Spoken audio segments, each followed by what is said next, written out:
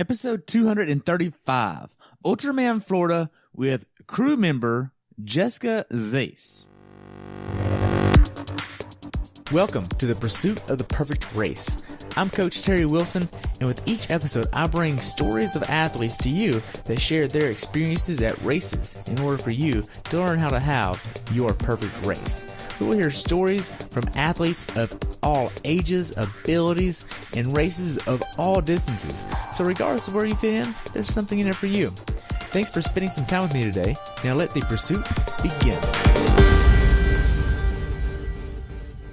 Hey everybody, welcome back to the pursuit of the perfect race. Today I'm talking with Jess Zaiss about her crewing experience for Julian Summers at Ultraman, Florida that took place on February 15th through the 17th in 2018 in Orlando, Florida.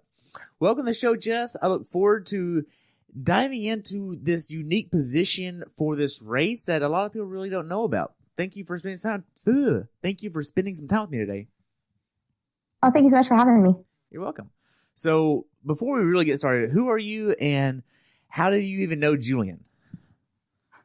So Julian and I have the same coach, and we met in November 2018 at Ironman, Arizona. Our group, the TriStar athletes, all got together for a quick little 20-minute shakeout run, and Julian shows up, and I'd heard of Julian through his experience with doing the double, and so I knew who he was and things like that. And so we all did our run, and then we went out for coffee afterwards, and then we started chatting, just all getting to know one another. And it turns out that in the span of, the continental U.S., Julian and I live relatively close together. So he lives in Irvine, and I live in the San Fernando Valley. So without traffic, which never happens, it's like an hour and a half distance. So he starts telling me about how he has this Ultraman coming up, and invites me down, like, oh, you should come down and do a long training weekend. And I'm all of 30 minutes into knowing this guy. And so I was like, yeah, sure. Just let me know what happens and maybe we'll chat about it. And then, so then that's how I met Julian. And you didn't realize like he was 100% serious. Like he wanted you to come and train with him. No, I didn't realize that. No, but I also didn't think he was not serious. I just thought that, because a lot of people like to talk a lot, and like the LA thing is like, yeah, well, no, we'll definitely hang out all the time. And then you never do. So I was like, okay, this might just be one of those things. All right. So when did you actually realize what Ultraman really was? The day I showed up to Crew, I think, actually. Really? I knew I knew Ultraman was like this 3-day event, and it was this crazy endurance thing that was just beyond anything that I could even imagine. I didn't really know. I mean, I talked to Julian, and I was like, oh yeah, I do this 10K swim and 91-mile bike, and then 171, and then 52 miles the third day. And I was like, oh, that sounds really crazy. Can't believe you're going to do it. But I didn't really realize the full scope of the whole thing until you get there. And then you're like, oh, they just swam for 4 hours. Now they got to go do this bike ride. Holy crap. Like, yeah, it was, that was my real first introduction to Ultraman. Wow. So in training with Julian, where did y'all train together, or did y'all even train together at all? We did. Yeah. So I actually did take him up on those long training weekends. And so one weekend I went down and we did an 8-hour trainer ride together. 8 indoors. hours. So did y'all watch Netflix, or did y'all just listen to music, or did y'all just talk? Okay, so that's the incredible part, is that we just talked the entire time. Like, we had some music going in the background or whatever, but like, if you've met Julian, like, he's a talker and I'm a talker. So 8 hours was, we got through it no problem. And we did this really cool thing where he had Zwift set up, and I had never used Zwift either. And so about 4 hours into the ride, he was like, you should hop on my bike and try out Zwift, because Julian and I are roughly the same height, so we could share bikes pretty easily. And starting at about 4 hours in, every half hour we would switch bikes. And so that helped change up the saddle a little bit, because he has climb, so it was on a bit of an incline, so it wasn't just like 8 hours on a stationary saddle. But that was definitely very mentally tough, and I'm really glad that I didn't have to go through that alone like Julian did like the week before, because he'd done another one. I was like, wow. So then, that was like on a Friday. Saturday, we went outdoors for another bike ride. It was just a little bit shorter, I think maybe a couple hours. And then that Sunday, we ran the Carlsbad Marathon together and practiced pacing, practiced his pacing. And then 2 weeks later, I came back down and we ran the Huntington Beach Marathon together. In 2 weeks, we did, 8-hour ride and 2 marathons together. Okay, so when you were doing these marathons, did you carry the umbrella for him as well? No, that was, we didn't have the umbrella yet. Although Huntington Beach, I probably should have carried an umbrella because it was a little drizzly that day. But for both of those marathons, actually, Julian showed up early, ran a 5-mile run before the marathon, and then, or 5 and 6, and then actually did the marathon afterwards. So he was like even more into the training than I was. I was just there for moral support and not carrying umbrellas. Wow. So when did you get invited to actually be a crew member? Or did you say, hey, I wanted to help with this? What was that like? I don't exactly remember when. It was sometime in January. And originally there was supposed to be another lady that was going to be on his crew, but she had to pull out kind of the last second for some things going on in her life. And Julian was like, hey, do you want to come crew for me? And I was like, trip to Orlando in February? Like, yeah, man. And so that's kind of how that started. And so I was just going to take over kind of what her duties were going to be, which was mostly that she was going to be preparing all the meals for Julian. And then my job got even better because I didn't have to actually cook when I was there because she pre-cooked all the meals. I packed them on dry ice and flew them with me. So I had really like the best of both worlds in this. So all you had to do was just show up and say, hey, here. That's what I thought. And then I learned what crewing is. Oh. So before the actual race itself, did you know who else was going to be on the crew team? We did all meet before the race, a few weeks before the race, and we had dinner together. And so I got to meet the crew chief, Alan Lupus, who's amazing. I think he's crewed and or raced in something like 10 Ultramans, and he's crewed for Race Across America. So he's like seasoned professional, and he was the kayaker also for us. And then we also had Juan Davila. I'm not exactly sure how to say his last name, but he works with Julian, and he was coming along for I think to document it a lot on social media and with all his cameras and stuff like that. But he also was invaluable in the crew. And then on the last day, our coach actually joined us to help with some of the pacing. So then me, Juan, and our coach, Cliff, we were all pacers for the last day. Wow. So Cliff who? Cliff Sherb, sorry, with TriStar Athletes. Okay. I know there's a few Cliffs in the endurance community. I just want to make sure we get the right one. So, yeah, of course. Now, did y'all have a plan on how the flow of support was going to be from a time perspective? Like what I envision is like this 38-hour time chart with, hey, this is where he's going to be at. This is where who's going to be with him. This is the time slot of what he needs during these time increments. Is that kind of like what this was? Or was this just flying by the seat of your pants? It was kind of a mixture of both. So Alan was like very confident going into this. He knew exactly what we needed to do. He was like, yeah, it's like, it'll be fine. We're going to crew for him. We're just going to leapfrog him on the bike and the run. Like, it'll be fine. And I'm, type A, like a lot of people in this sport. And so in my head, I'm like, no, I kind of need a schedule. Like, what are we doing? How's this going to work? But I was like, all right, Alan's not nervous. He's crew chief. Like, I'm just going to follow Alan's lead. And that worked for a little bit, but then I just started getting really antsy, and we actually all worked together as like an excellent, well-oiled machine for the most part. And so Alan was doing the driving, Juan was doing the navigating, and then I was in the backseat doing all those calculations. Like, this is where he needs to be at mile marker or whatever. This is the pace he can keep and still finish. This is the pace he needs to finish on time. And then I kept like a log of nutrition of what he had and when, how much has he had in the last hour? What do we need to do the next time we see him? And so eventually we did get to that kind of schedule, but originally going into it, it was a lot less clear than I would have preferred. But I mean, Alan was just amazing. He really carried the team on this one. Wow.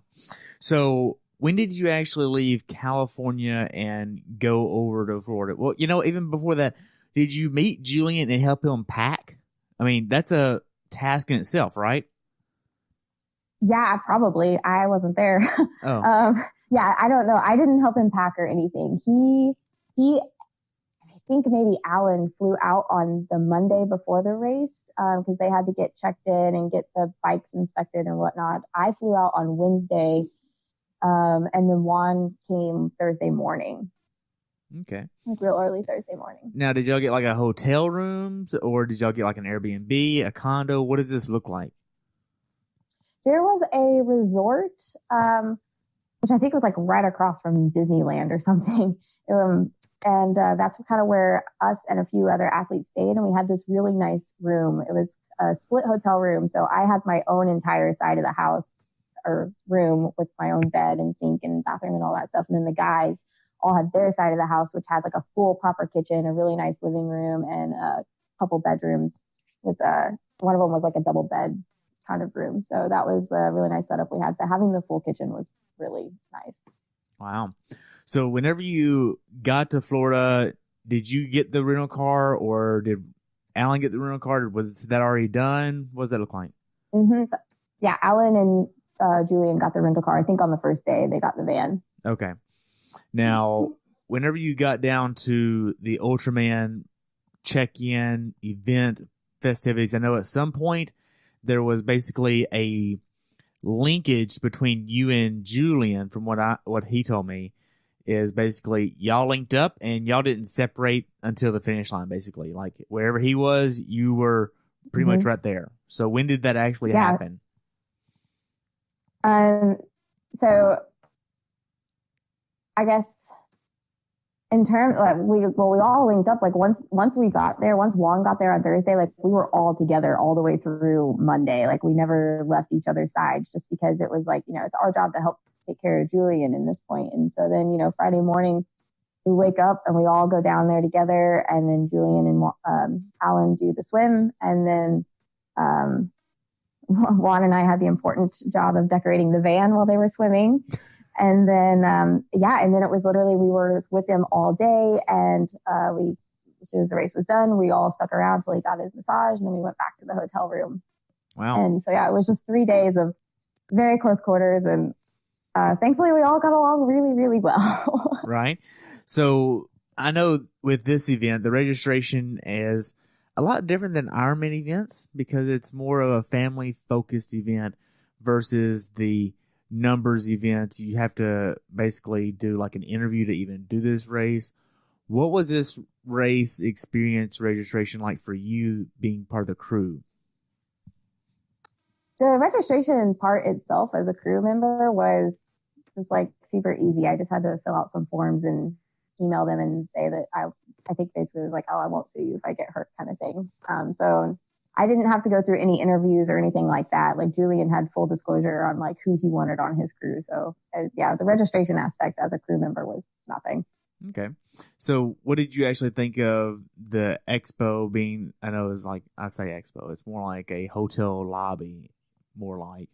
What was this like? Because they had the pre-dinner, the events beforehand and all that. What was that like? So walking into the athlete meet and greet was just really cool. A great experience. So I got to meet all the athletes and all the crews. And I always joke that Julian is the mayor of Ultraman because I swear I got to talk to someone for 30 seconds. And then Julian was like, no, you got to come meet this person. You got to come meet this person. And everyone's super excited to see him. I'm like, Julian, why you know too many people? But no, it was really cool. So I got to meet everybody, got to chat with them a little bit about their training, how they're feeling. And the Ultraman crowd is just a completely different crowd from the Ironman crowd. And I don't really even know how to explain it because the Ironman crowd itself is like, they're good people, right? Like we're all in this together. It's a hard race, but like the Ultraman crowd is just like very humbled. It's like, we all have this massive race that we're staring down and no one's like, oh, yeah, I'm going to go out there and crush it. Everyone's like, oh, I'm going to do my best I can. And I'm going to help you do the best you can at this race too. And it's just like this feeling of family. I mean, Ohana, it's right there. It's one of the 3 pillars of Ultraman. And so it's just really cool. And everyone's just so chill. Wow. Really nice.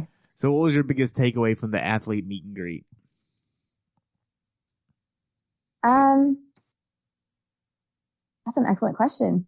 I think my biggest takeaway was just that here you have these average people doing incredible things.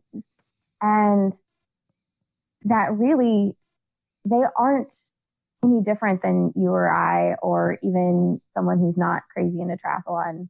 Like, they're just these average people with jobs who just have this like courage to dream big and go after it. And that was just really inspiring. And I remember even thinking that day before any of the race had started, like, wow, like this is a doable thing. Like, people might actually be able to do these distances. And so it was just really cool hearing, just taking that away from them, that this is a doable thing that people can fit in their schedules.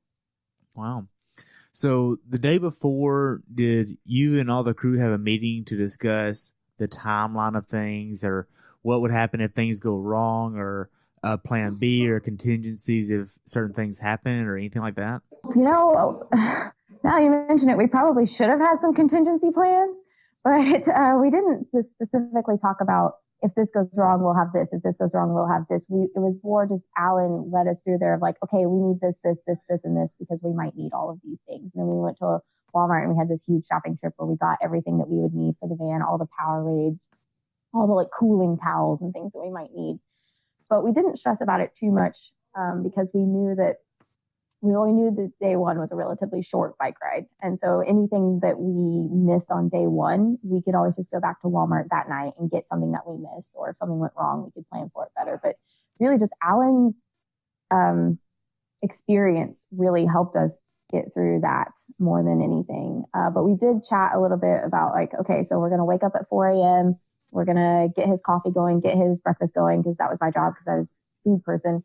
And then we're all going to be out the door by 5 o'clock, make sure we're down there, unload the bikes, get everything set up, and Alan, get your kayak kind of thing. So we talked about the logistics in that sense. Okay. But we didn't really come up with any like game planning for things went down. Now, for the crew, there's 3 of y'all, right? Yes. Okay, so y'all also had to eat too. So y'all were working on his food, but you also had to worry about your food too, right?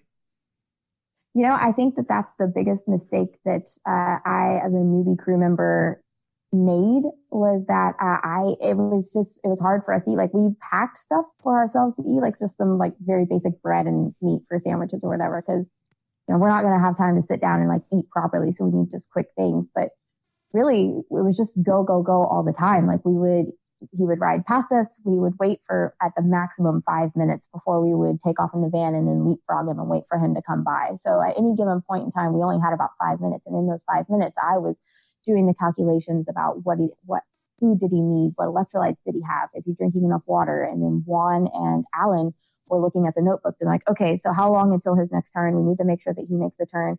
How does the mileage in the notebook compare to the mileage on the van? Are we off there? Are we on there? Like, what do we need to account for? What is the road like? Do we have any no feed zones coming up? And then before we know it, was like, all right, guys, we got to go because he's getting too far ahead of us. And so then we would go and leapfrog him. He'd ride past us, and then we'd do it all over again. And so, like, really, it was quite easy to forget to eat and drink properly, which was a big concern for me on the second day, because at the end of the second day, I realized I had to go to the bathroom like once that day. I was clearly underhydrated, and I didn't really eat anything, and I was slated to run 20 miles with Julian the next day. And so I was like, ooh, got to figure this out. But definitely that's something that I would encourage future crew teams to take into consideration, is meal prep your own meals. Wow. So the day of, you get up, you make breakfast. What do you make Julian for breakfast on day one? We had oatmeal with some peanut butter and jam in it. Jam in oatmeal? Weird. Yeah, I thought that was weird too. But you know what? I'm not going to. That's what he wanted. So whatever Julian wants, that's what Julian gets this weekend.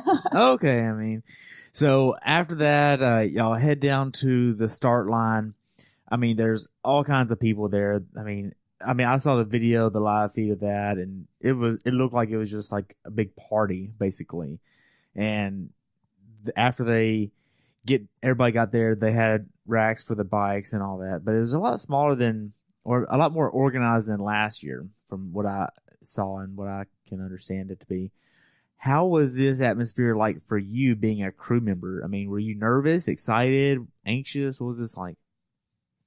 Oh my gosh, I was so excited. Like, I was so excited for them to just like get this underway. You know, they've been training for so long. I've seen Julian train for so long, but I was a little bit nervous about the swim. I would say that the swim was probably the biggest hurdle that we had to get through as a crew, because previously in his training, when Julian would swim in his wetsuit, he could get 3-4 miles in, and then his back would be hurting so bad he'd be out for days, and he wouldn't be able to ride a bike or anything like that. So really, while it was exciting and we were happy to see them off, we were all sort of like crossing our fingers or holding thumbs, as Julian says, that he comes out of that swim okay and can actually get on the bike. So it was 4 hours of, well, while they were swimming, it was 4 hours of Juan and I decorating the van and organizing the van, and then just waiting for him to come out of the swim. And he did, and he was fine. And then once he came out of the swim and was on the bike and he said his back felt fine, then we were even more excited to like, let's get this show on the road. Let's go do some leapfrogging. Let's go do some crewing. And just seeing all the other crews too was just really awesome, because, you know, you find people that you're similarly paced with. And so we weren't just leapfrogging Julian. We were leapfrogging about 4 or 5 other athletes also. And, you know, we would cheer them on as they would go past us. And so it was cool. Now, did y'all have a bullhorn? We did not, but I'm going to put that down for something to add for next time. Yeah, because I feel like a bullhorn would be so beneficial in this type of scenario. Or maybe even 2 or 3 of them, because that would be so nice to have to cheer as you go by somebody. But well, I mean, we're on the side of the road. We're literally right next to these riders and runners as they're coming by. I think a bullhorn would just knock them off their bike. Maybe. I do think a bullhorn would be handy though, because like what we were doing on the bike is Alan would take a couple. So we always had 3 water bottles in rotation. We had one full of Tailwind, one full of water, and one full of Powerade. And so Alan would take a couple bottles and go down past the van a little bit towards the direction Julian was coming, and then I would have another water bottle.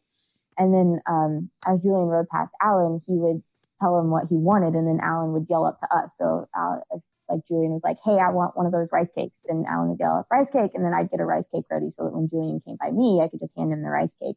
I think there, like some sort of like megaphone bullhorn thing would be really handy for Alan to just yell back up to us. Yeah, that would be good. Or a phone call. I think cowbells would be, there needed to be more cowbells out Yes, there. more cowbells. More cowbells. So after they started the swim and they got going in the swim, he was in the water for over 3 hours, and y'all spent all 3 hours decorating the van. So I went for like an hour run. I'm like, all right, I'm going to go do this. We were the sloth crew, because Julian's spirit animal is a sloth. And so Juan practiced drawing a sloth before we put it on the van. And then I came back from my run and we decorated the van. And like I said, got it organized so that we knew where everything was. So as soon as those van doors opened, we knew exactly where everything was and didn't have to fumble around trying to find it. And then Juan and I sat and chatted with the other crews for a little bit. We went down to the start line and watched some of the other athletes start to roll in. And that's where we stayed most of the time, just watching all these people come out of the water. And then Julian was there. So that was probably the least eventful part of crewing from our aspect, but it was fine. Okay. So you went for an hour run. Did you go back and shower? So that's the thing about crewing is like triathlon in general is kind of a gross sport. And so you get real used to people being gross. And so no, I didn't. And I was just gross all day, but that's okay because everyone else was too. Okay. Just thought you might wanted to like get a shower or something, but all right. Well, there's nowhere really to do that, right? So the race started in Claremont, which was a solid 30-minute drive in the morning when there was no traffic. And so what was I going to do? Like take the van back to our hotel and shower and then come back, which I guess I technically would have had time, but also I wasn't a driver on But if you would have if you would have hit traffic, had a flat, or anything happened and you missed Julian rolling out, oh my God. How bad of a day would that have been? But you didn't do that. Oh, that would have been so bad. Yeah. So like another reason why it wasn't worth going anywhere. Man. Yeah. It's fine. So whenever he got in from the swim, with the time. Was the time on his swim what y'all expected it to be?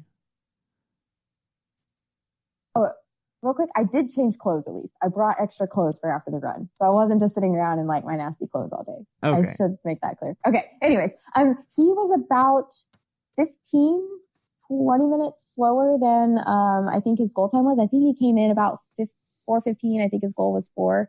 But the conditions were a little bit rough. Like the water was a little bit cool, and so that kind of just slows you down. A little cool. And also, that's how you're describing that water. A little cool. It was like 60 something. So we swim in the Pacific Ocean, and that's pretty average for us. Plus, we had just done Ironman Arizona, which was freezing, 58, I think. Yes. So when Julian had done his like practice swim, he's like, "Oh yeah, it's cool, but we're used to it." So the water was a little cool. Oh my gosh. So, and then I think coming back, I think there was a bit of a current just based on the rest of the kayakers. They seemed like they were maybe getting blown off course just a smidge. And so I assume the swimmers were also getting blown off course just a smidge. So I think that there was a little bit of a current that kind of slowed everybody down a bit. Okay. Now, were you in charge of Julian's calories while he was swimming? I was not. Alan was, but then they had worked that out before, but it seemed like they had a really good plan. They had a lot of really cool stuff on the kayak boards. They had all his nutrition. They had Tailwind. They had chews, like the chomps, the cliff chomps.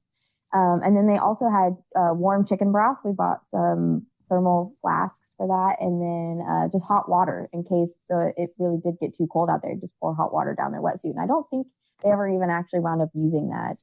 From what it sounds like, the water was cool, but then you'd hit a patch where it was really cold. And then 5 minutes later, you were out of it and the water was a little bit warmer. And so it seemed like that wasn't just like straight cold all the time. Okay. So after you got in for the swim, how was T1 on day 1 for him? So I can't even really talk about that much because the guys took him into the bathroom and got him all set for the bike. So I didn't. You weren't privileged enough to see that all.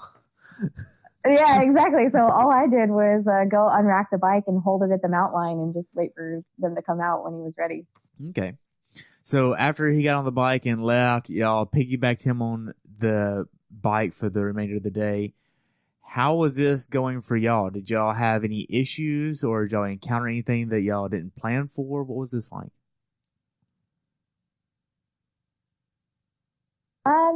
I think it went pretty smoothly, actually. Like nothing stands out as going wrong. I think for me, I was more concerned about just making sure I could do the best job I knew how and listening to Alan and what Alan suggested. And Julian was in super good spirits on day 1. It was only a 90-mile bike ride, right? So it was like the short thing. And he was always on pace to finish. So so day 1 was actually pretty uneventful in the best way possible. Okay. Why don't they just make it an even? I'm just trying to like think back and make sure that that's right. Yeah. Sorry, what was that? I'm thinking, why don't they just make it an even 100 miles on day 1 and then an even 200 miles on day 2? Like, why don't they just make even numbers? I mean, because what's another 10 miles and then what's another 30 miles? I mean, you're already going really far anyway. So, I mean, it's not like you're adding. I mean, from a crew perspective, I'm with you, but might want to ask the athletes about that one. Well, I'll ask. I mean, nothing bad at asking. So as far as day 1 goes, from a crew perspective, were y'all listening to the radio? Were y'all talking? I mean, it sounds like you were just in the back with the computer doing math the whole time and working on calculations of calories and where he's at as far as pace-wise goes. Were you prepared with the right calculator with this? You know, I use the calculator on my phone. Yeah. So, So I'm a scientist, like calculations all the time. So like that wasn't a huge deal for me at all. And I actually really enjoyed doing it. But no, we didn't listen to radio. We all just listened to each other chat and listened to Alan's instructions. And like I said, like it was so important that we all got along and we were all really easygoing. And so we didn't really have any issues at all in terms of that. Day 3, we busted out some radio, which was a nice change, but still not necessary. Right. So on day 1, how would you rate the experience that you were able to experience with the crew? It was a blast. I had so much more fun than I even realized that I was going to have. I did not realize how constant the job was going to be. Because I've heard a lot of people talk about like, oh, day 2 is where it gets really boring because the bike is just, you're just like sitting in the van all day. And I still, to this day, cannot figure out what the heck all those folks were talking about because I was never once bored. It was like we also caught up with Julian a lot more than it sounds like other athletes necessarily had their crews meet up with him. But I swear to you, it was like literally he would go past us. We'd have 5 minutes where Juan or I would update social media with like, okay, here's where Julian is, here's how he's doing, or I would do the calculations. And then 5 minutes we'd be driving down the road and then hopping out of the van. What do you need? Do you need anything? And then sit back down, literally 5 minutes to ourselves, and then we would go again. So it was very constant. And I so badly at the end of the day wanted to be like, wow, that was really tiring, but I knew better than to say that around the athletes. Why not? I mean, what you're doing is just as important. I mean, they're just important, doing but a little bit not more. as like exhausting. Right. Yeah, exactly. A smidge. I mean, to be fair, I also rode 90 miles that day, just in a van. Yeah. Going really slow. Man. Yeah. So, what about this job on day 1 do you remember the most, and what was your biggest takeaway from day 1? I think my biggest takeaway from day 1 was that we needed to get a little more efficient. And that's one thing that I can really appreciate about Alan and is that between all 3 of us too, we were all really striving for how can we make these stops the most efficient? Because on day 1, every time we saw Julian, he would stop. And we're like, no, don't stop. Like, keep going. And then he's like, oh, I just wanted to do this real quick. And then the next time we'd see him, he'd stop. Like, I just needed to do this real quick. I was like, no, like, go, keep going. And so finally, like, it took us a little while to get in the groove. And so after day 1, when we were all sitting down talking about the day, or Julian was doing a salt bath or whatever, and the crew were talking, we're like, okay, we got to get him not to stop. Like, how can we better organize the van so that things are more easily accessible? Where can we put the rice cakes so that they're easy to grab? So that was the biggest takeaway from day 1. It's just like, all right, we're getting in a groove, but let's work on our efficiency. All right. So you kind of went ahead of everything. Whenever Julian got ready to get done with the bike ride and he finished on day 1, what was this like? Oh, it was just all smiles all around. It was just, it was fun watching him come in. He was excited. He was feeling good. His back was a little sore, but nothing that wasn't manageable. Watching him come in on the finish line at day 1 was just like really exciting because for us, the hard part was over. We got through the swim and we got through the ride. Like, we know he can ride his bike for 170 miles. And we know that he can probably also do the run. And so, but really for us, making sure that his bike held up through that swim and the bike was the most important for us. After the end of day 1, it was like, yeah, we got this. Wow. So after he got done with the bike, what did y'all do afterwards? So I tried to convince him that he needed to get protein in him as fast as possible, being the nutrition person on the bike. Julian wasn't a great listener the first day, so I had to kind of get on to him about that a little bit. But mostly it was just as soon as he crossed the finish line, we put his name down on the list so that he could get his massage. And then I waited around with him to see if he needed anything, and I was holding all the water bottles we had for just in case he wanted any of the Tailwind or Powerade or anything for recovery. While the guys went and packed. That once he was done with his massage, we just all hop in the van and go back to the room and have supper and try and get him to bed as early as possible. Okay, so we now are on the way back to go to sleep. Basically, what was the conversation like back to the hotel? Just talking about the day, how Julian felt, if there was ever just talking about the course itself, how were the roads? We talked about the fact that I asked him how scary was the traffic because these roads aren't closed to these athletes, how Ironman races tend to be. They're open to traffic. And it was kind of windy also. And so I was just asking him, how did the wind feel? Was it scary with the semis going by? And actually, I think he said the semis were the least scary because they went out of their way to go around him, whereas some of the SUVs and stuff would just fly by him. And then, of course, they're all on these super aero bikes. And so as the cars would go by them, their bikes would just grab the wind and there wasn't a big shoulder or anything like that. So we just kind of talked about the conditions of how the race went, and he was in really good spirits and happy to be done with day one, ready to tackle day two. Wow. So y'all try to get in bed pretty early on day one to get ready for day two. What was this like? Mm-hmm. The time, once we got back to the hotel, I swear time just seemed to fly. And it suddenly seemed like we had so much to do. I ideally would have liked to have gotten him in bed by like 8. I think we wound up settling for 9 because we had 4 a.m. wake up call the next day, not to mention he had all this recovery. But by the time we got back, of course, he wanted to shower and he had a salt bath that he wanted to do. And then I was trying to prep meals, and then also I was making, so for his nutrition, I made rice cakes and then also these really bland burritos, which are just honey and rice inside of them. And so every night I had to make those. And so I was constantly cooking in the kitchen while he was doing all that. And then after he would get done, I'd try to convince him to eat food. And after a big day, you never really feel like eating solid food, or at least I don't. And it turns out he didn't either. So then we had to sort of adjust on the fly. And I was like, well, what if I made you smoothies? So then I had to make him like a smoothie, and then before you know it, it was like 9 o'clock, and I was like, Jules, you got to go to bed. So did you bring a blender for this? So the hotel had a blender, which was totally perfect. And then I broke the first blender, and Juan had to go get the blender out of his room. I didn't break it. It was not the best quality blender. The second blender worked fine. But yeah, so the hotel had blenders, which was excellent. So I threw in some Greek yogurt, some fruit, some peanut butter to just load up the calories, and a little bit of milk. And thankfully that worked. I still think he needed more calories, but I was just happy I got him to take in any at all. Wow. So you finally end up getting a shower before bed, I hope? Yeah, I did finally. And then, and I was exhausted after the whole day. And then I finally laid down about 10 o'clock, and then jet lag decided to hit me because it was 7 p.m. in LA time. And so I was like, oh, please just go to bed. Please just go to bed. And finally at midnight, I think I fell asleep. And then 4 hours later, my alarm went off. And thank goodness that I had a person depending on me, because I don't know if I would have gotten out of bed if I didn't have to start that coffee and get the oatmeal going in the morning. Wow. So you get up on day two. What was the morning process like before y'all actually went down to the bike start?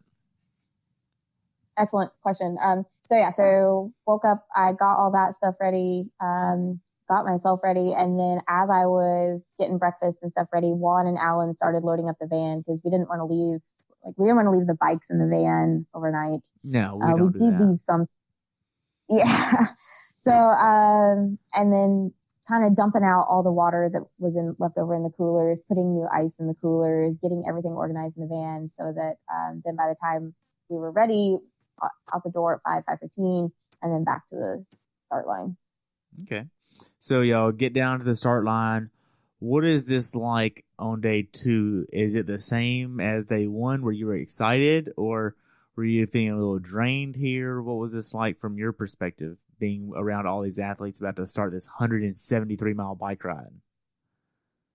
So day two was still exciting, and thank goodness for coffee. We all had our energy up, and but it was, for us, it was a lot less hectic than day one. So day one, Juan and I didn't know what we were doing. As soon as we got there, Alan took off so that he could get dibs on a good kayak. And so then Alan and I are just wandering around, what are we supposed to be doing? Where do we put the bike? Where are we supposed to go? And so we were kind of freaked out. Day two, we were all together. All we had to do was go rack the bike, and that was it. Julian was dressed, ready to go. There was no transition. So day two was really exciting. It was just more laid back, just more of okay, let's do this. We've just got a long training day ahead of us, and let's just get through it the best we can. Okay. So being that I know you're doing the math here, what speed did he need to maintain for day two in order to finish within time? I think our goal was 15 or 15 and a half miles per hour average. Okay. Now, is that the minimum that he could have maintained? That was the minimum he could have maintained and come in at 11:30, which was the goal that we set to allow a 30-minute buffer for in case he had a mechanical or took a wrong turn or something like that. Like hopefully he wouldn't get too far off course and we could pull him back within that 30-minute time frame. But thankfully, neither of those things happened. Also, day 2 had quite a bit of climbing in the first half of the bike. And so we wanted to allow that extra 30 minutes just in case those climbs were a little bit slower. So, you've heard of the infamous, was it Sugarloaf? And we just weren't sure how much that would slow him down. But he actually, through all the climbing, he was right on target. He was right on target up until mile like 108, and then we ran into another crew who was ahead of us, and they kept saying, "Our athlete's not going to make it. Our athlete's not going to make it," and their athlete was slightly ahead of ours. And then I started panicking. I was like, oh my gosh, did I do my calculations wrong? How could I have been so wrong? Because they were like, oh my gosh, like they're going to be cutting it close. They're only like 5 minutes to spare. And in my head, I'm like, how am I 20 minutes off on my calculations? There's no way. So they got me sort of freaked out. So as soon as their athlete passed and they took off, like I sat and like scoured over my calculations again. Like I didn't see any errors. I asked Alan. I was like, you Alan, didn't have like a print off of time of day versus what average mile per hour that would be at different distances? No, I didn't. I did not even think that didn't even register in my mind to plan ahead. Like I was doing this all real time on a notebook. I would have just like printed off an Excel table going, hey, this mile per hour is going to yield this distance at this time, and just make it fillable and be done.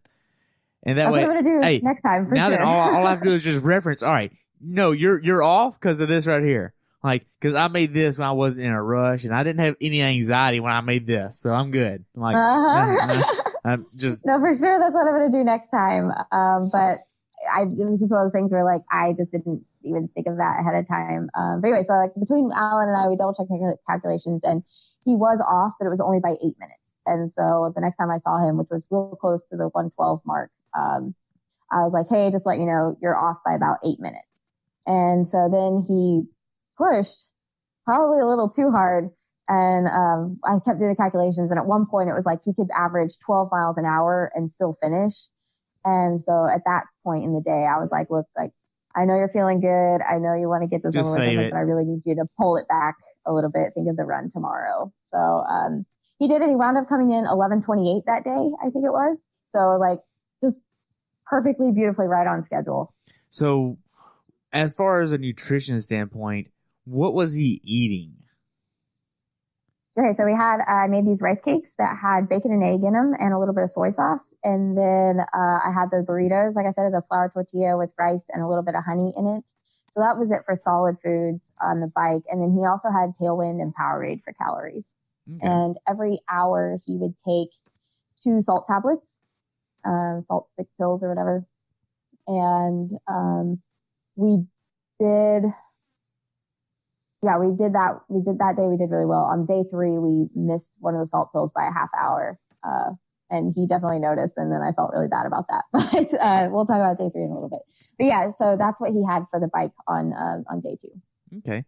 So what was the day-to-day life like for a crew member on day 2? Because, I mean, y'all are in this van for nearly 12 hours. It's not like y'all can just stop and get lunch at a restaurant. Y'all have to keep going, and y'all have to use the bathroom too. Like, what's this like? Well, in terms of that, like, thank God I was a country girl and don't have any qualms with going behind a tree, because that was the only way I was going to survive on day 2. Because for guys, it's like not a big issue, right? It's like, oh, I'm just going to go around behind the van. Just whip it out and go. Okay, great. But then, yeah, exactly. And so then finally I was like, we were pulled over at some point, and there was like it was like a tree row by a fence. And I like did some recon, didn't see any poison ivy. And I was like, all right, y'all, pull the van up a little bit. I'll be there in a second. So definitely, if you're a woman and you're going to crew, just be prepared that you probably won't have bathrooms, and make sure you pack your hand sanitizer, because this is not a pretty sport. And yeah, and then but there actually were some bathrooms, so we did find like a Dollar General that we were able to stop at too. But yeah, so that was that. Day 2, we did a lot better job feeding ourselves. So we brought sandwich stuff. And after using our hand sanitizer, fixed ourselves some sandwiches and then ate them real quick and then had to get back on the road because it'd been about 5 minutes since we saw Julian. And with all the turns and stuff that day, we really wanted to make sure that he didn't miss any. Alan did this really cool thing where he made index cards and line by line said, okay, at this mile, you're going to take a right turn onto this street, and taped them to his arrow bars so that all Julian had to do was look down and he could see, okay, here's my bike computer. In half a mile, I'm going to turn right at this road. And so even though the turns were marked, there weren't always volunteers there, and it was quite easy to miss a turn. So on day one, I know one athlete missed a turn, went 12 miles out of his way.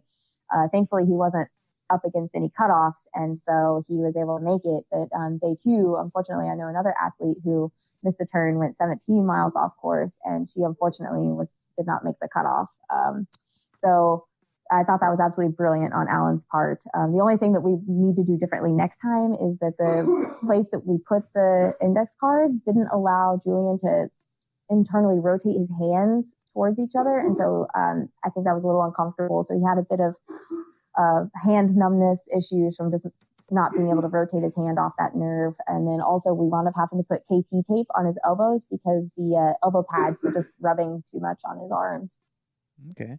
Why not just program a Garmin bike computer with the route? Yeah, you probably could do that too. I mean, that would be computers, batteries die. So yeah, they do. But if you, we did wind up swapping out his bike computer. Yeah. Yeah, and we did wind up swapping out his bike computer on the second day. I mean, yeah, that's absolutely something that you can do. But I know that for Alan, like he really enjoys making those index cards, and I don't think there's anything wrong with being redundant. Oh, not at all. Especially when you're going up against the time like we were. All right. So let's see here. As far as watching Julian on day two, did you notice his mood swing from positive to negative at all, or his overall posture just go from being very Julian, I'll just say that, to not Julian? If I've known Julian for a little while now, and his attitude and his demeanor 99% of the time, but I feel like at some point he might have shifted on that day. Did that happen?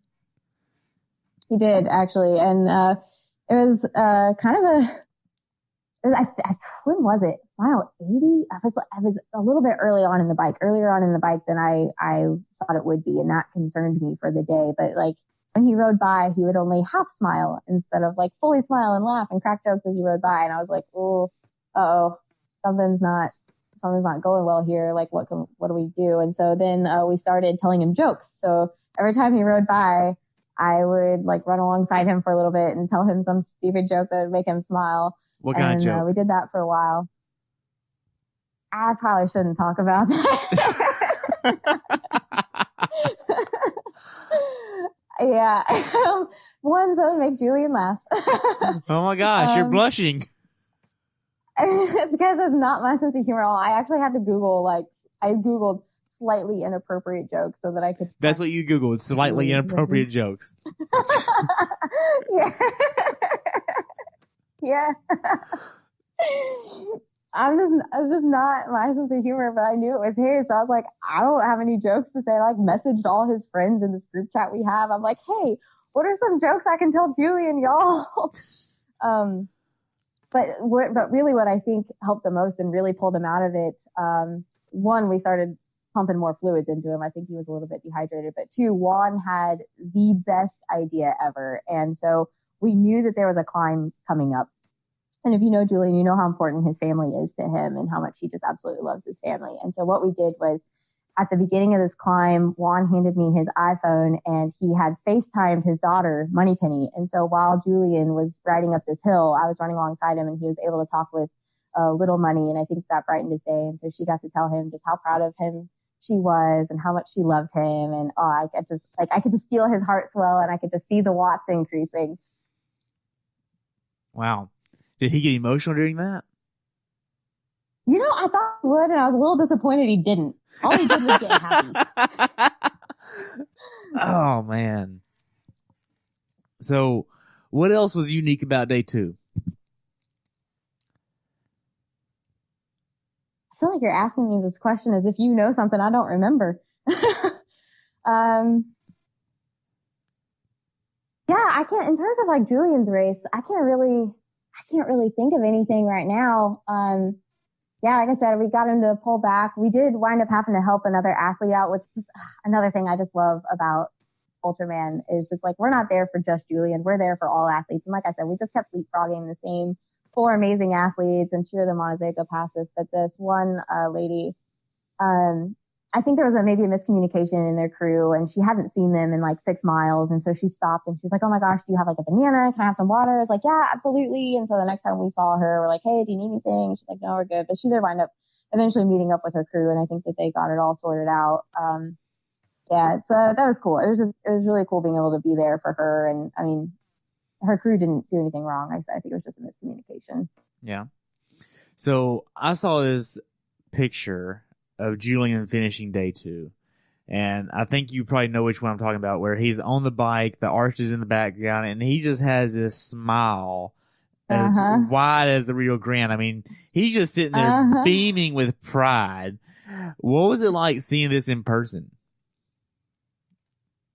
It just made me really happy, you know, because you could tell he was so stoked about what he had just done. We were all proud of him for pushing through, especially because like we saw the dark times for him, you know, like, and like you said, like he's such a positive, happy person. To see him not be positive and happy was like really worrisome for us. But of course we couldn't let him know we were worried, right? Like we had to pretend everything was okay. And so just like really all of us pulling together and like watching him cross that finish line with a big smile on his face, like nothing bad ever even happened. Like for us, we were all high-fiving each other like, heck yeah, like we did it. We got him here. We got him across day 2. Like just one more day, baby. We got this. Wow. So after he finished on day 2, what did y'all do next? I sat him down and I was like, you're not moving until you drink this entire protein shake, Julian. And he did. So he finally got his protein in that day. I was like, I gave him the what for. I was like, look, we got to take your recovery seriously on day 2. Day 3 is going to be big. I was like, you have to listen to me. Like, we're not playing this game of what do you want anymore. We're playing this game of like, here's what you're having and win. So I made him have his protein. We got him signed up for his massage, got the bikes all loaded up into the van, and then chatted with some of the other athletes.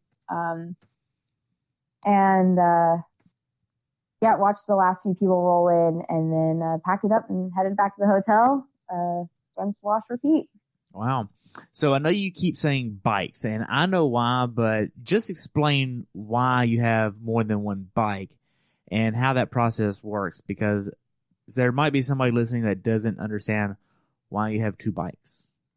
Yeah, excellent point. So you have 2 bikes just in case you get bad mechanical on your first one and you have to use your backup bike. So if like derailleur breaks or you get in a wreck and you're physically okay, but your bike's not, then you have another bike and you can continue the race and not DNF. And you can't just swap bikes whenever you want. So Julian was riding on his Diamondback, which is a quite heavy bike. And like I said, the first part on day 2 had a lot of hills in it. And so he was climbing on this super heavy bike, but he knew he was going to make up the time on the flats. And so he, for example, wouldn't have been able to stop at the bottom of Sugarloaf, swap out for his lighter bike, and then continue up. If you want to swap bikes, you have to wait for the actual bike mechanics to come, say, yes, this bike is not fixable. They need to swap to their other bike, and then it's all documented. So you have that extra bike just in case you need it. Thankfully, he didn't need it. But we do wind up having to carry around 2 bikes for the first 2 days. Wow. Well, actually, we're just carrying 1 bike because he's on the other one, but you know what I mean. Yes, I do. So you get back to the hotel, shower, get him showered, prep the food for the next day, and all that fun stuff. What was significant about this night going into day 3 versus day 1 to 2? So, you know, we were relaxed after the first day because he made it through the swim and the bike. And I would venture to say we were even more relaxed after the second day because we knew that once we unloaded the van, the next morning, all we had to load back up was just like the coolers. Basically, we didn't have to load up bikes. And for some reason, as a crew, that was mentally just like, this is going to be an easy day. And then we knew that we had the clay roads coming up, which is a super easy road to crew on logistically. And so for us going into day 3, we were like, oh, this is great. And Cliff was coming into town, Cliff Sherb, that night, because he was going to help us with like some of the pacing and stuff with Julian the next day. So we knew we were going to have an extra hand on deck. And so, yeah, it was another just easygoing night. I don't know how Julian felt. I think he was a little bit nervous about the daunting 52 miles, given, his longest run to date had been 32, I think. But, I was confident that he would have been fine, but I was also really excited to see him do it. Just because I was with him on his longest training run, and I knew how much it would mean to him to, be able to cross that 32-mile barrier. Wow. So y'all go to bed on day 2. You wake up on day 3. What time is wake up? Y'all started an hour earlier, right? We did start an hour earlier, but given that we didn't have to load up the van with as much stuff, we woke up at 4 a.m., did coffee, did breakfast, and we were out the door. This time we were out the door a little bit earlier. I think 4:45 was our goal, because it was just a run start. So we didn't need to unload bikes or anything like that. Like Julian was dressed, ready to go. We had everything that we needed. And so we were able to just drive to the start, walk up, hang out for a half hour, say hi to all the other athletes. And they did a nice little, not closing ceremony prayer, Hawaiian prayer, but they did it was kind of a closing ceremony. It was just the start of the 3rd day, I guess. And so that was really nice. And then off they went. And the first mile was a no crew zone. And so he was on his own for the first mile, but then we were able to catch up with him after that. Okay. So describe the actual start line atmosphere. What do you see? What does it feel like to be there amongst all these athletes that have already gone through 2 days of hell, pretty much, and now they're starting their 3rd day? What is this like being there? Everyone was so happy and excited to still be there. I know they had to be exhausted. I don't know if it was just because it was mentally oh, this is the last day, or there's only 52 miles between me and the finish, or I don't know. It's just everyone was just really excited and happy to be there and appreciative that they were there. And people were cracking jokes, and it was just a really lighthearted atmosphere. It was fantastic. Wow. So after they go, y'all meet Julian a little bit down the road. What is the plan for day 3 to crew? What does this look like on paper? Mm-hmm. So on paper, we have 3 runners. Alan, myself, and Cliff, that we were all going to take turns pacing. And so Cliff was going to be the first pacer. He was 10 miles. And then all we had to do was I had to make sure that every hour he had somewhere in the ballpark of 180 calories, somewhere around 600 milligrams of sodium, and then make sure that he had his 20 to 24 ounces of fluid each hour. And so that was our plan. We just tracked it. And then it actually, so the first few miles of crewing for day 3 were totally fine. It was still a little dark out. No traffic was around. The roads were really easy to pull over and crew. And then, so Cliff did his 10 miles. I came on, and I think I did 6 with him or something. And then it was Alan's turn. And once Alan started crewing or started running with Julian, that's when I really realized how much he was carrying our team. And all of a sudden I had to navigate, and I hadn't navigated the first 2 days. And so I was trying to read the maps, and it seems like such a simple thing, but I was just thrown into it. I had just run 10K. I was dehydrated. I needed to eat, but I didn't really have time to do that. It was getting a little hot outside. I'm trying to read these maps, trying to figure out, oh wait, the odometer is a little bit off from the map. Where do we need to turn? What road are we looking for? And it just, all of a sudden our well-oiled machine, because all of a sudden we have different parts of the machines trying to do different jobs that they hadn't really been prepped or practiced for. I mean, we got through it, obviously, but on top of just that and our efficiency, we also had the issue of there were some parts where it was sort of not a 4-lane highway per se, but it was definitely a 4-lane, pretty busy road, and it didn't have anywhere to pull over. So we were trying to find little subdivision housing units that we could just park in front of some random person's house and then run out to try and meet them and get Julian more ice, to get him more water, whatever it is he needed.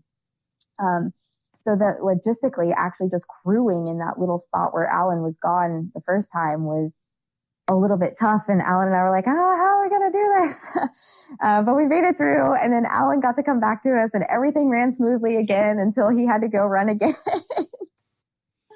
So let's just go ahead and talk about the picture that I keep referencing with the umbrella. Whose idea was that? That was Alan. So Alan, out of our entire crew, well, I guess Julian had volunteered last year, but out of our entire crew, Alan was the most familiar with the infamous clay roads. And he kept saying, it's so hot, it's so exposed, like there's just no break from the sun. He's like, I'm gonna get this umbrella for Julian and I'm gonna run with it. And then I'm not gonna lie, when Alan was like, oh, we're all gonna run with this umbrella, I was like, man, I really don't want to run with an umbrella. But yeah, so Alan got out the umbrella and I guess it worked beautifully. Julian was like, this is awesome. But unfortunately the wind was a little bit too much. So they didn't get to run with the umbrella. I think they ran with it for like maybe a couple miles. God. I mean, still amongst it all, I mean, that's a long way to run with the umbrella. I mean, yeah, Alan's a trooper, man. The way that you're holding this umbrella for Julian, I mean, he was literally running with it in one hand while Julian was absorbing the shade from the umbrella. It was craziness. It's so silly. Yes. So on day 3, did anything go wrong? Yes. Day 3 was a little more interesting. And I thought it was going to be a lot easier to crew, but it was actually a little bit more hectic because we did see him so much more. And I think he was getting sick of having like one Powerade option at a time. So at any given point in time, we tried to have 2 different flavors ready so that he could just be like, I want red, I want blue, or like whatever color he wanted. But then we also had to have Tailwind ready. We also had to have drinking water ready. And then we also had to have water to cool himself down with. So it wound up being like we needed 4 bottles and we had 3. So we were rotating awkwardly and we just couldn't quite get in a groove. So one note that we've definitely made sure for next time that we crew for him is like, we're going to have like 9 water bottles where we have 3 different Powerade flavors, 3 different Tailwinds, 3 different waters, like just more than you need because, at one point we were passing off bottles and oh my God, I feel so bad about this, but Julian was like, oh, is this water? I need to cool down. And I was like, yeah, it's water. Because that had been the water bottle all day. Except I forgot that time I put Tailwind in it. Did he squirt that all over him? All over him. So he squirted it like all over him, dousing himself in Tailwind. Yep. And when Tailwind dries, it gets a little... It gets a little what? A little crunchy.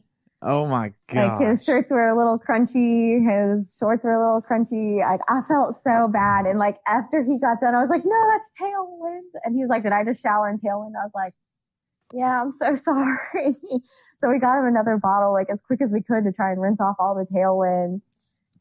Oh my goodness. I felt so bad about that. And then I think I missed an alarm on the 3rd day because I got him about 30 minutes behind on his nutrition on his salts because at one point he was like, am I behind on salt? Because I have to go to the bathroom.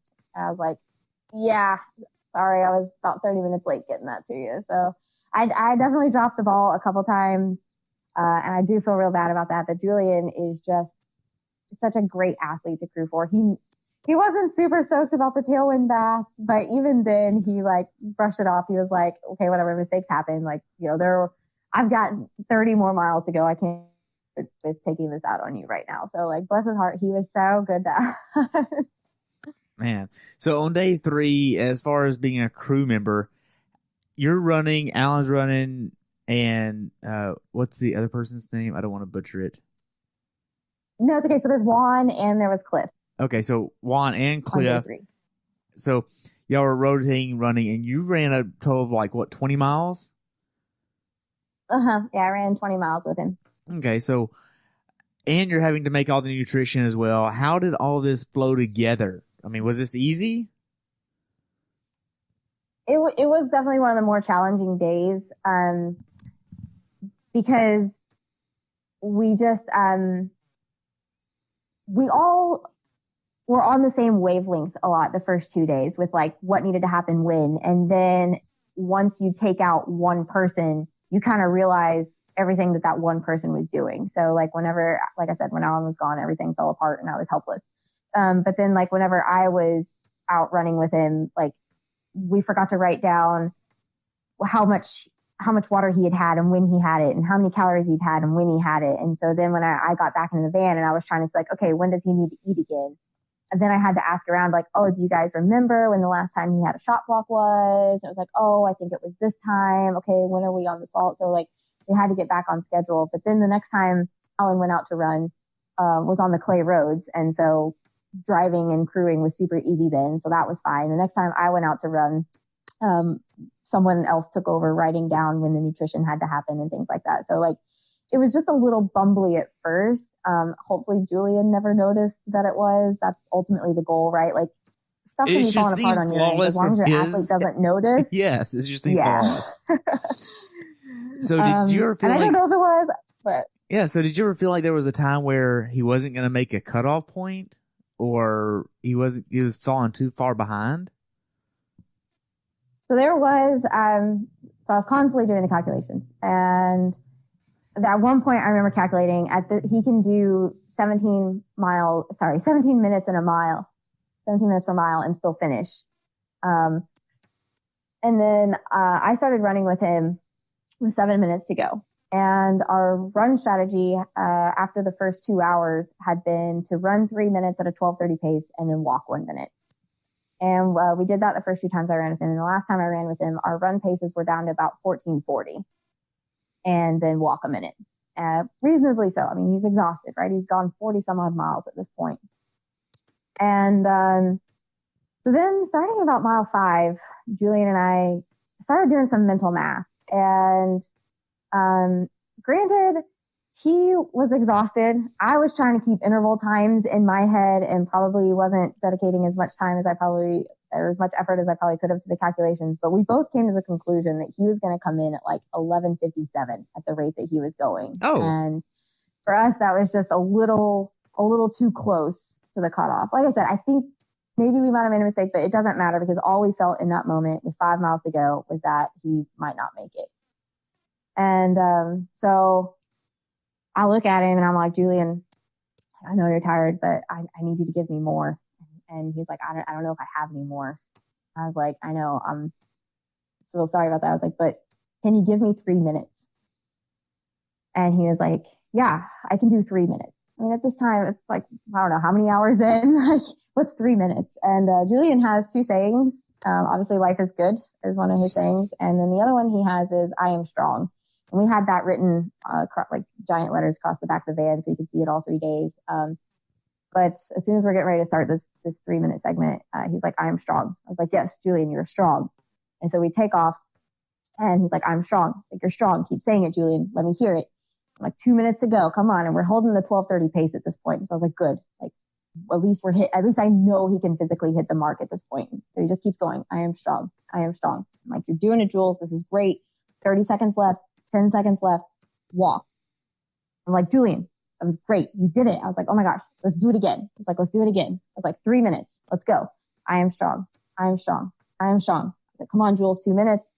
And then we do it again. I was like, yes, do it again. So then we get to a little downhill part and he starts pushing 12-minute pace during the run intervals. I was like, okay, he's got a little more in him. Let's just see what we can do. So then I was like, all right, Jules, 3 minutes. Let's do this. I am strong. I am strong. I pushed him to 11:30 and he was doing it. I was like, Julian, I was like, this is great. This pace looks great. He's like, I don't want to know the pace. I was like, I'm not telling you the pace. And so we start picking people off. And as we're passing people, as we're getting closer to the finish line, the crowd starts to pick up a little bit more. We start running into other crews, which means we're really catching people. And like, everyone's trying to cheer him on and yell things at him. I'm like, Julian, just stay in the zone. Come with me now. Like 3 minutes. Here we do this. I am strong. I am strong.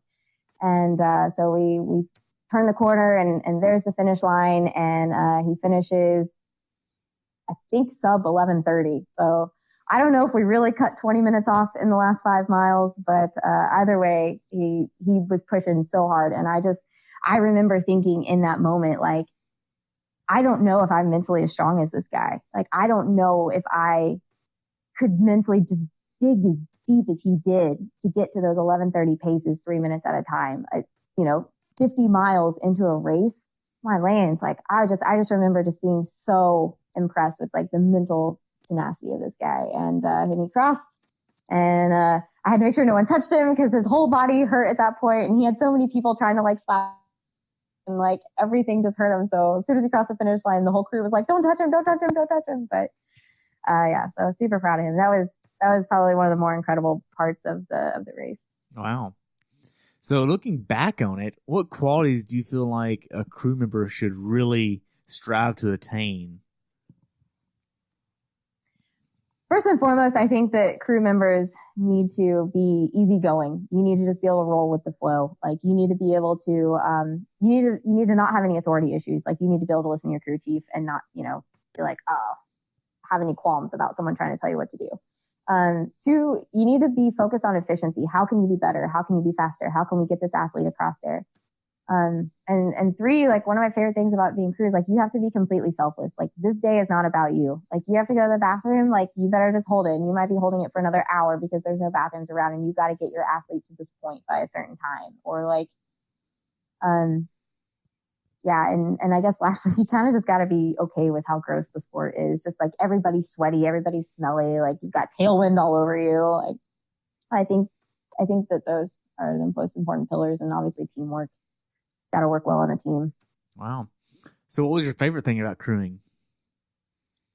My favorite thing about crewing was it wasn't just the fact that I got my athlete to the finish line. It was that I got to cheer on all of these other athletes getting to the finish line. And it's just like, I got to, even if it was just cheering them on or like joking with them as they rode past. And, I loved the community. I loved that it wasn't just about Julian. It was about Romeo. It was about, Paolo. It was about, other friends that I'd made out there on the course. And it was about hanging out with the other crews, leapfrogging with the crews and chatting with them. And it's so cheesy, but it really is just like really my favorite part about crewing. Wow. So are you going to go back?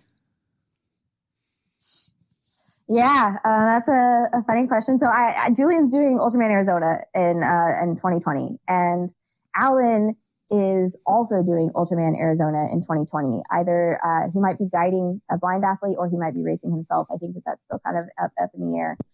So what that means for me is I'm now crew chief for Julian in 2020, which I feel completely unprepared for, but I plan on having a lot of meetings with Alan beforehand to try and figure out how we can get through this the most efficiently. And I will be printing out Excel sheets of the calculations well beforehand this time.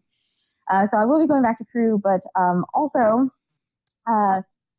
Julian is paying it forward for me, and he's actually helping me out with the registration fee so that I can participate in Ultraman Florida 2020 and do my first Ultraman. Wow. So who all is on your crew? Yeah. So far right now, it's obviously him and Alan. Alan's my crew chief. And I think Juan is going to be doing it. And then there's some mystery 4th person that he keeps telling me that I'm so excited about. So I'm on a triathlon team. I'm on the Smash Fest team, and there's a lot of women there that I just absolutely admire. And I have a feeling that maybe he's asked one of them, but he's like, I just need to check with her schedule. So he actually told me who that is, and he would like me to tell you who that is. Oh my gosh, no way. That is, she's confirmed. She's 100% in, and her name is Mary Knott. Oh my God, Mary! Yay! Oh my gosh. He actually messaged me that right before we hopped on here and was able to that tell little me. fly dog. Yes. Even if he is in the Philippines. Oh my God. No, it's so funny because so Mary Knott was there. She's a Smash Fest queen extraordinaire. She was crewing for her husband, Dan B. She just completed Ultraman World Championship, I think back in November. And so when we got to the athlete, I was like, Julian, that's Mary Knott. And he was like, yeah, of course it is. She's here with her husband. I was like, oh my gosh, like, she's so inspiring. Like, I followed her Smash Fest journey, and like, I'm on the same team. So he's like, go introduce yourself. I was like, oh, I don't know if I can. And he was like, just go do it. So I did. I was like, oh, hi. And then I spent like the next 3 days just like awkwardly trying to talk to her and like try to get to know her. And like, I'm a super outgoing person, but I was just like, this is so awkward in this moment. And then on Monday at the award ceremony, when Julian had, he's such a planner, when Julian had planned for this announcement to be made, he actually had Mary be the one to announce that he was going to help me get to Ultraman Florida 2020. So that I was like, got to go up and hug her on stage and stuff. And so yeah, of course he did. Of course he planned for her to be on my team. Oh, that's awesome. I'm so excited. I can't wait. I have the most amazing crew. I feel bad for all the other athletes. That is awesome. So to kind of wrap up here, what did I not ask that you would like to explain or shed light on about crewing for Ultraman? I feel like we touched a lot of bases, but do you have anything that we didn't touch on that you want to make sure we touch on? Sure. Yeah. And it's kind of just repeating everything I've said all day about how amazing it is. But, triathlon, especially long endurance events, is kind of, in my eyes, it's inherently just a little bit selfish, right? Because we have all these long training hours. It's taking us away from our friends, taking us away from our partners, taking us away from our housework, taking us away from, whatever. And it's like, it's a selfish journey. And my favorite thing about crewing was just how absolutely selfless it was. And it's the best way to give back to the triathlon community, that I think. Because even if you want to crew, but you don't necessarily know anyone racing, like I think that you can sign up through Ultraman, and if an athlete shows up and doesn't have a crew, like you can actually just crew for them. And I would just really encourage everyone that they should just try crewing just once. It's so rewarding, and just because it's not all about you, and you have to give everything that you can for 3 days to get your athlete to that finish line, and it's just such a great feeling. Wow. So I would love to invite you back on after the LA Marathon that you're doing here in a few weeks. You're doing that race, right? I am doing that race, and then I'm also doing Ironman Texas. Wow. So I'll be down at Texas. Oh, So, really? Oh, yeah. my gosh. We should definitely link up. Yeah, so I'll be volunteering down there. Sweet. Yeah. Well, until then, for a crew member, what does it mean for a crew member to have a perfect race?